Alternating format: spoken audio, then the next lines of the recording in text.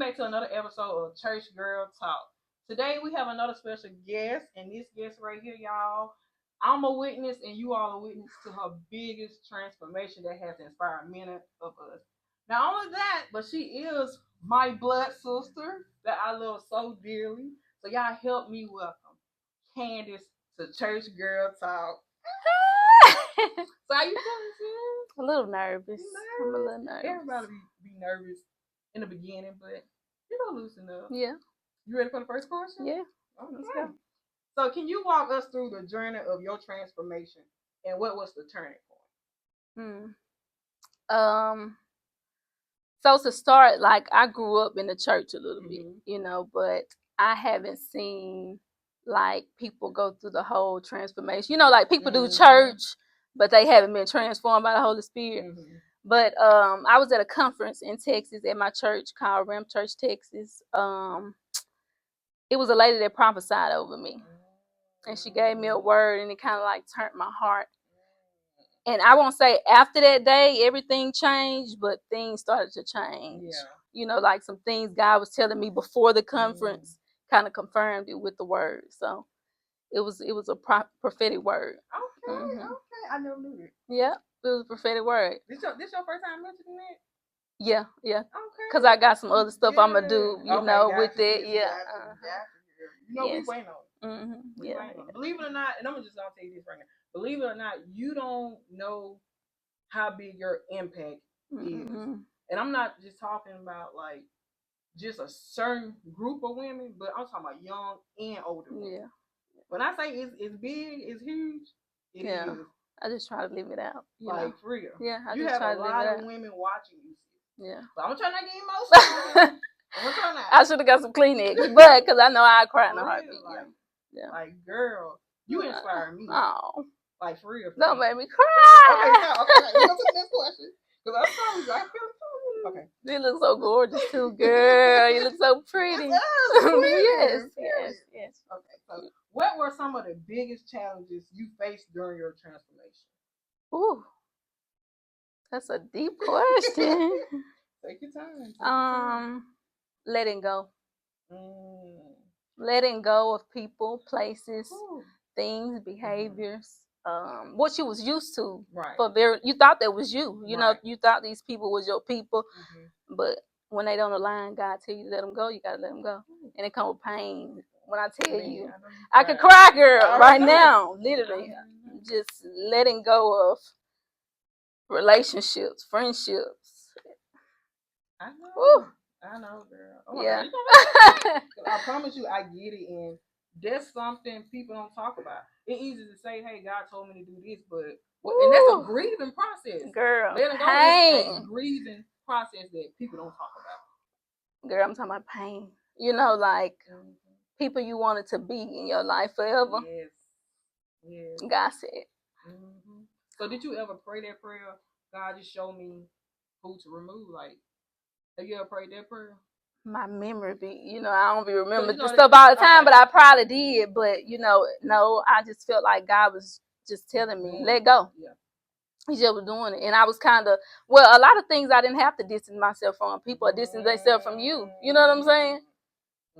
Yeah. So I'm grateful for the people that I do have that accept me, all of me. You know what I'm saying? It's certain places I'm not going, period. Right. But like dinner and stuff like that, you can still invite me. Like, you know what I'm saying? It was somewhere they said Candice ain't coming, and I don't blame you. Where we was at?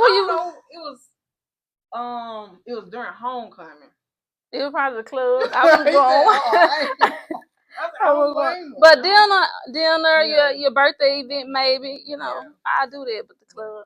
But let me tell you something about me. Okay, so me and clubbing is the only time I ever just club was when I was at Ole Miss, and that's when I had joined a sorority at the time. That's when I really started clubbing like that. And I really wasn't clubbing. I just go there because I right, because you had to step. Yeah, so that was my thing. I love the music and I love to dance, but it was the alcohol too that made me act a fool. But yeah, I love to dance and music. You could definitely your daddy then, huh?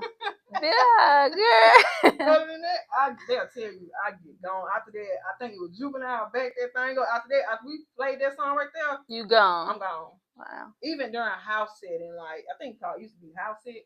That's what we used to call it. We just go to like people like houses. A kickback kind of yeah, sort. Right, that's the word right there, kickback. Yeah. I would leave early. I never understood what it was, but it didn't align with me. And you know what? I was in a lot of spaces where I felt uncomfortable. You know, but I just, you know, I didn't know how to voice it. I didn't know what that was at the time. But alcohol, you know, drinking just get you out of your comfort, get you, you know what I'm saying? Like, loosen you up a little bit. So. Yeah, see, and it's crazy because like my mama tell me all the time, stop saying it's crazy. But it really amazed me, you know, how God always have been working on us, but we never noticed. Always. Certain characteristics are already in you from jump. It's just like you go astray and you start doing what he didn't have intended for you to do in the first place. So it's like, okay, now that you're back, I'm going to show you what you already had in you. You know what I'm saying? It's beautiful, though. It's beautiful. Were there any moments where you almost gave up, and what kept you going? Ooh, where are you deep?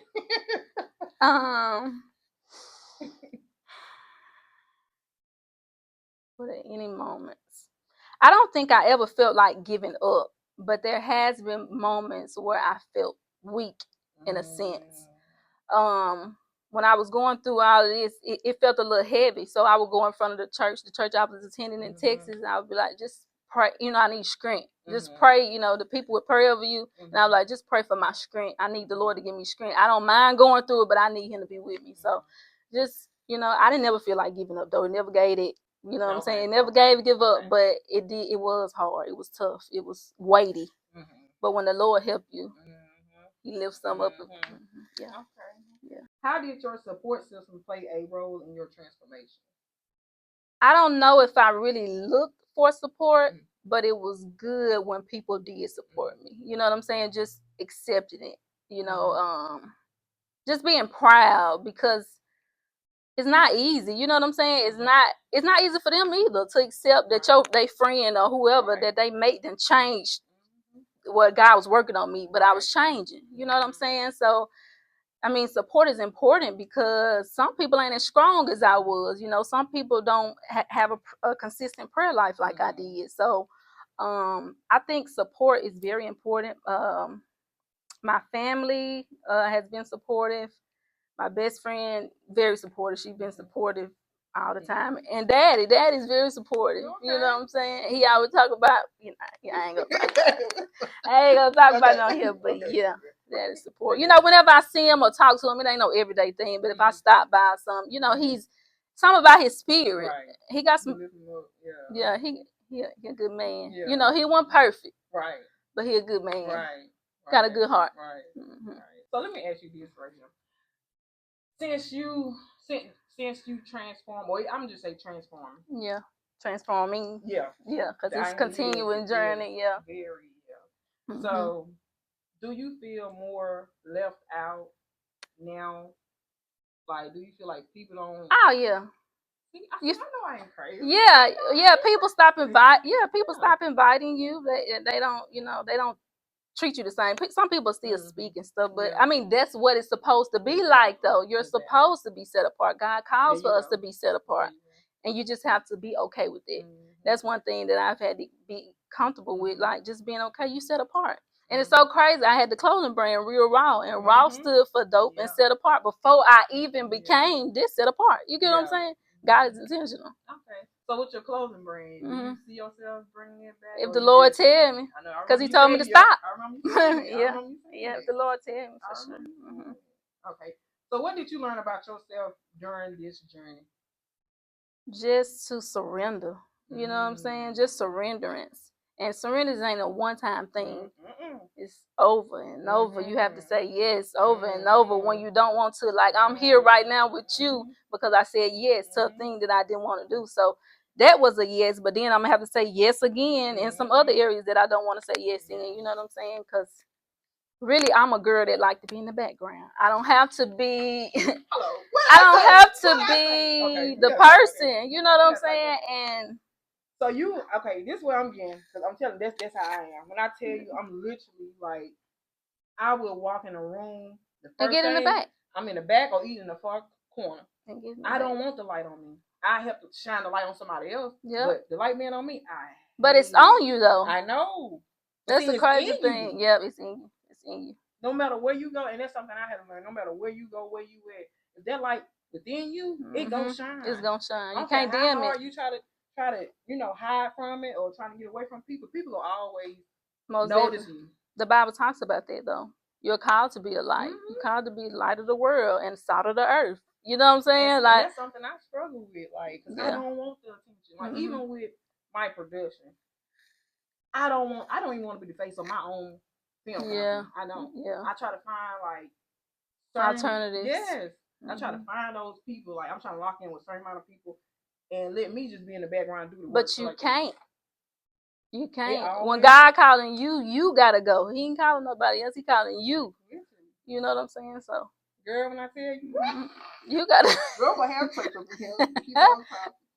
How did you stay motivated when things weren't going as planned? Prayer. Being around community, because in Texas I had a very good church family. You know what I'm saying? They didn't know what I was going through. Right. But they were supportive already. They had the love. You know what I'm saying? What I needed in that time, even though they didn't know the details. But that motivated me to keep going, just being in my word. You know what I'm saying? Being around like-minded people. And crying. You know, because I'm going to cry. I'm going to cry. I'm going to be a crybaby too. Yeah, I'm going to cry. So, don't you feel, because I see you work out too, it's something about working out and being in the word. Game changer. That combo right there. That post right there, I have to agree. What? Game changer. Game changer. Yes, yes. I don't think people love understand. Love it real bad. I can't even dissect it. It is. Yeah.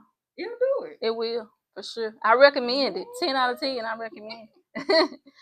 Okay, so looking back, what would you tell your past self before starting this journey? If you can go back to that, seeing that girl clubbing, drinking, so like that, if you can go back into that moment right there, what would you tell her? It's okay to fully walk in being different. You know what I'm saying? Because it's like you feel it. Like you feel, like I've always felt a little different. You know what I'm saying? And I don't know what that was in entirety, but I always felt a little different. But had I just embraced, like, okay, you're different. So what was your experience like growing up as a dark-skinned individual? I got called names, Cookie Monster. I remember that specifically, Cookie Monster, all kind of stuff. I mean, I don't know if it bothered me so much about what people said, but it's like, if it's hot outside, baby, I don't want to be outside. I don't want to get no black, stuff like that. I'm like, no, band camp, stuff like that. That would make me not want to be in the sun as much as others, But for the most part, I had a mom that kind of encouraged me to, I mean, one time I was in a beauty review in 9th grade. And everybody was telling everybody else they were pretty. I'm like, Mama, why ain't nobody telling me I'm pretty? And she was like, I'm telling you you're pretty. You don't have to wait on other people. And that did something for me. You know what I'm saying? Not to wait on others to tell you you look beautiful. I'm telling you, and you need to know you look beautiful. So, I mean, it was challenging with the names, but it ain't something I don't think, for me, I don't think it was like, I'm depressed or something like that. How was it for you? For me, growing up dark skinned, it was challenging because it was time I did not like being dark skinned. Yeah. I hated my skin color. Yeah. And it wasn't until I became a grown woman and I started embracing my skin tone. What age you think? Girl, you're probably about a good 25. Wow. Because all my life, like, me being around my cousin, I think I was like one of the darkest ones. And I used to always hear people say they were beautiful. I'm talking they had long, pretty hair. They was light skin, lighter than me. Yeah. They was always being called beautiful. Even they was a part of a wedding, and me and my sister on my mom's side, me and Misa, we wasn't part of the wedding. So I asked my mama this when I became a teenager, looking back on the pictures. I said, dang, why they didn't ask us to be a part of the wedding? But they had the pretty cousins. But that was in your mind, probably. Right. Yeah, that's crazy. Yeah. It was just like I never was told growing up like I was beautiful. I got called names, girl. Like I'm talking about Blackie, Smut. Really? My uncle called me this. Okay. Oh, that's your family. I'm like, Smut? Yes, I accept it from my uncle. Like, to this day, he the only person who can call me. Yeah. But even like being compared to like ugly characters, somebody told me I look like the woman from the cartoon PJ, the Haitian woman, the little booty woman. No, you looked up. Or you already knew one. I know one, girl. I don't know it. Like I was just dead. Then? And then even like us growing up, like the guys always went for the lighter. They did for a while. Yeah, they did for a while. They did, but then And then when I became when I was part of a pageant, this was when I was in college. Yeah. Like I never knew it was always something about me, and for me to be like quiet, I'm like, what is it about me? I'm not saying nothing to people. Right. They always even this how I knew it had been something because it was like females who had more than me. Right. But would be jealous of me. I'm like, why are you jealous? Because you gorgeous girl. I'm like, you got more than me. But I'll never forget I was part of a pageant. And yeah, everybody clean to everybody else. I ain't had nobody. I'm over there in the corner by myself, girl. Getting dressed so like they ain't had no help, but they helping each other. They helping each other and overlooking you. It's crazy. But it ain't even just about your looks. People want you to think less of yourself. If they can, if they can, they want you to think less of yourself. They don't want to give you the boost you up and give you no compliments because they want you to think, okay, if I ain't give her no compliments, she don't think she all that. Right. But you just gotta know within yourself who you are. You know what I'm saying? Because if you don't, people will tear you down. Real quick. Real quick.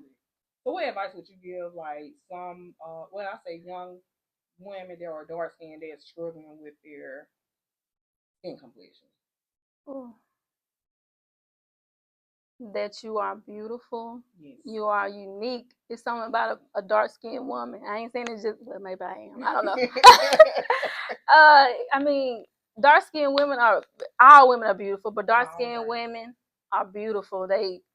You look at their pictures, it's like they glow. I don't know. I don't know. I just say find your confidence as quickly as possible. If you're younger, baby, build yourself up. Look at dark skinned girls like us. We trying to grow in our confidence as dark skinned girls. So just, build yourself up. Get dressed, do your little hair, you know what I'm saying? Put some clothes on. They say when you dress up, you feel good. Yeah. You feel better. Yeah. What about you? What you tell them? Because I don't. Baby, I tell you, first find out like who you are as a person. And I feel like once you accept your flaws, can't nobody use against it. You know you dark skin, so if somebody come up to you call you black, okay, yes, I'm pretty. I'm a pretty black. That's you know good. What I'm saying? Like when you learn how to accept your flaws, can't nobody use nothing against you. Yeah. Then another confidence you need to learn how to gain is confidence. Yeah. They what they call it, confidence. As quickly as possible. Like, that's because I know who I am on another level because of God. You know what I'm saying? It's past external. Because people told me I was pretty a lot coming up. This was crazy, but I knew something was more. It was more to me than that. Like them compliments, like, okay, I'm pretty. Okay, I'm pretty. You know what I'm saying? Tell me something else. But see, that's different right there. Me, I didn't get called that, but they never told me I was ugly either. Yeah. But you thought because they didn't tell, yeah. Okay, so let's see. So if you could have any supernatural power, what would it be and why? To fix people. Girl, you my twin. To fix people because now I be having to lay that down. Like Candice, you just gotta take it to the Lord. You can't fix people. If I can make people's lives better, like I would literally put them where they're supposed to be, bring them closer to God. Like I would do that because that's my heart. You know what I'm saying? So I would do that. And mine was healing. Healing. That's why I said simple. Yeah. And something else I had to learn, sis, is that everybody's not your assignment, and that's been the hardest. That's a good one. That's what I had. Yeah. To realize. Everybody's not your assignment. You can't be there for everybody. You can't fix everybody. Yep. You know? Yeah. That's so been true. Like one of my biggest downfalls. Trying to fix everybody. Mine too. Taking the burdens of others. Like you telling me you need a or you going through something, I'm looking for a therapist. You know, I'm trying to help fix you. You know, I just can't. And you always get the short end of the stick. Man, what? Every time. That's why I said I can't. Okay, this been a good. You know, I can go on all day long. Do you have anything else that you just like to just say or ask? I recommend God for real. until we have God in our lives for real, until we really seek the Lord, we'll never know the fullness of what we can live in. The when I tell you freedom and peace, y'all, my life is not together at all right now. But when I tell you I got peace and I got joy, that's all that matters. And I'm just thankful to God. Yeah. Do you see yourself mentoring like people? I'm just, the Lord gonna lead me where He want me to go. I don't want to move outside of His will. You know what I'm saying? Because you can get ahead of yourself and you'll step and He back here. I ain't tell you to do that. You know what I'm saying? So I try to pray about everything. Lord, if this is something you want me to do, align it. Bring the, you know. I can see you. I'm telling you, I can see you going, girl. You gonna blow your mind. That's all I believe it. Get ready. I believe it. You gonna blow your mind. I believe it. I believe it. You got a lot of us behind you, rooting for I'm you. rooting for you. Like, I'm rooting for you. I'm rooting for you. But every time I see you post, I'm like, yes, girl. And I was like, I be trying not to say all the time, but girl, sis, we didn't grow up together. We didn't. But the love I have for you is so unconditional. I love you too. I love you too. Before I came in here, I prayed. I was like, Lord, you know, I know this is a podcast, but let this be a moment between me and my sister. You know what I'm saying? Because we didn't grow up together. You know, we have the bond as far as like soul and spirit. But Lord, let this not just be a podcast that she's had with the others. Let this be a moment for me and her. And you know what I'm saying? A bond. Yeah. Sit down and talk. So, girl, don't make me cry. Don't make me cry. But y'all stay tuned because I'm telling you, she's getting ready to do like big things.